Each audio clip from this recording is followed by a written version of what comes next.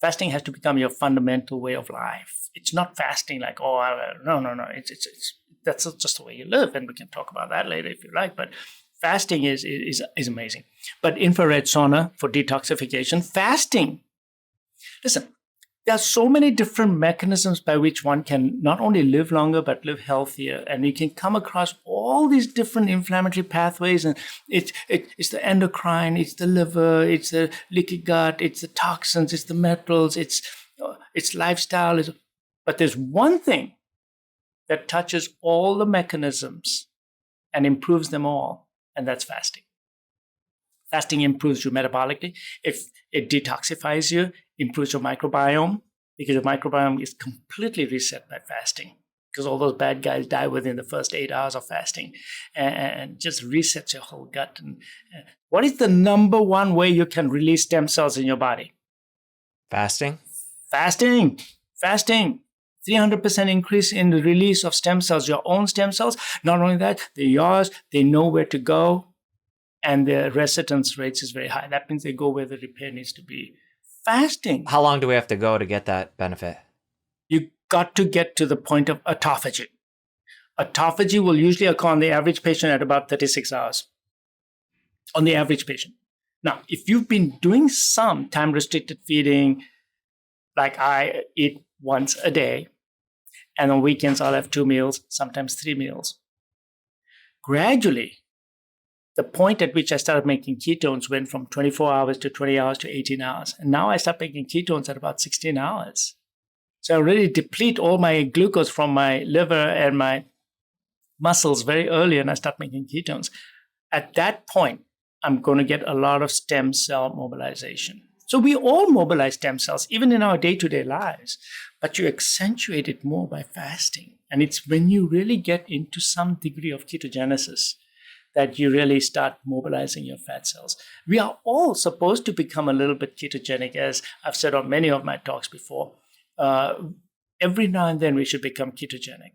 Every now and then means, listen, once a week, you got to do a more prolonged fast, which means 24-hour fast or a 36-hour fast once a week. The rest of the time, you should do time-restricted feeding, because that fits in with the way our body was made. Our body was not made to eat every 6 or 8 hours. And when you do this, it's a little hard in the beginning, but gradually, you start making, you turn on the machinery. You're getting what we call metabolic flexibility. The glucose is going to drive your mitochondria crazy. You're going to get reactive oxygen species production. So you get a lot of inflammation. 2 people, this one's eating a lot of glucose all the time. He's going to be more inflammatory. And we've done that. We've tested and we've talked about that so many times. This one is hardly eating any carbs and any sugars. His metabolism is mostly dependent on fat metabolism. And by the way, fat metabolism is amazing. What it does to the endothelium also, those studies have been done. You need that flexibility. You put things away into your fat, you need to take it out. It's not a one-way street. And by the way, why am I talking about the fat so much? Because your fat stores are not just fat. They're also full of toxin. Because a lot of the toxins and heavy metals are in your fat. So, when I make patients lose a lot of weight in my clinic here, I tell them that the metals are going to be coming out.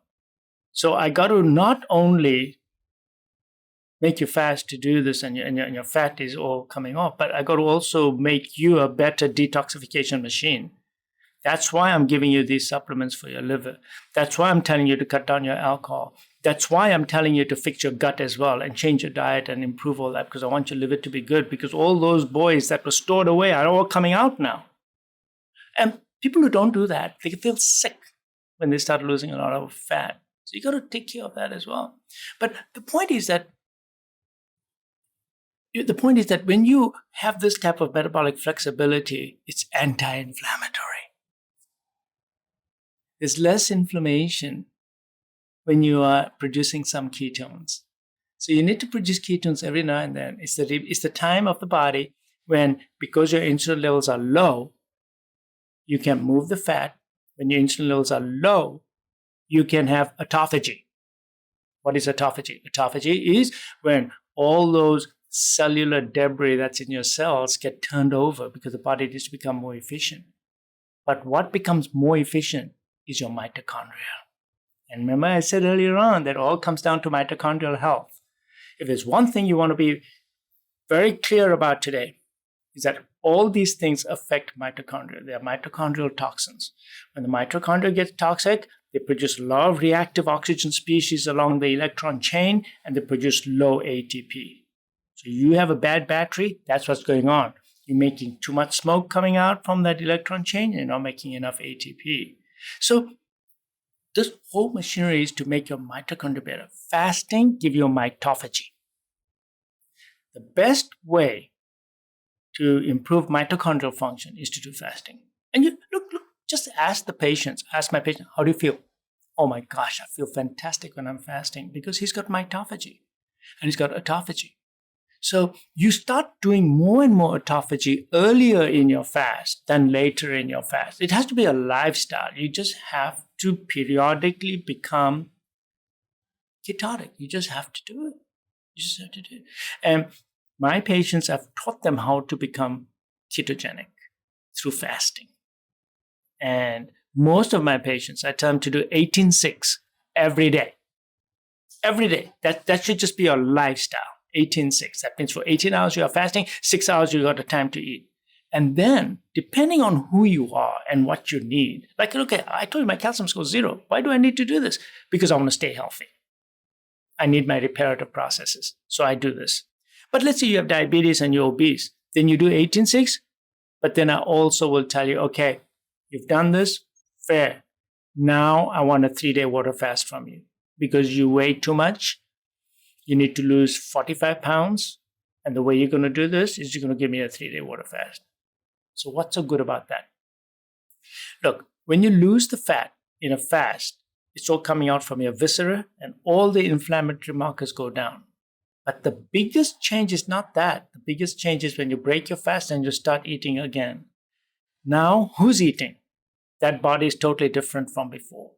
Because you did the fast, your body, how it's going to handle food and calories is not the same as before. So now, let's say you did go out and eat that sandwich or a candy bar. Your insulin levels are so much lower that you will probably produce less insulin and you will not gain that weight even though you cheated. Because that fast changed you, at least for the short term. That means you changed your metabolism usually changes for about a week. You do a fast, and for at least 1 week, your whole body is now different. The way it reacts to calories and whether it's going to partition away the calories or not. Because your insulin levels are so low, you become insulin sensitive. And these studies have been done over and over and over again. We've done these studies and we know that. So if you look at weight loss programs in people who did intermittent fasting versus those who did caloric restriction, totally different metabolism. So it's the fasting that makes you change your insulin production and your sensitivity. So I'm very much into all these modalities because fasting touches on toxicity and detoxification, weight loss, fatty liver, inflammatory markers, sleep apnea, high blood pressure. So what does high insulin do? Vasoconstriction, nitric oxide depletion, you get high blood pressure. I've said this many times to my patients, there's no such thing as idiopathic hypertension.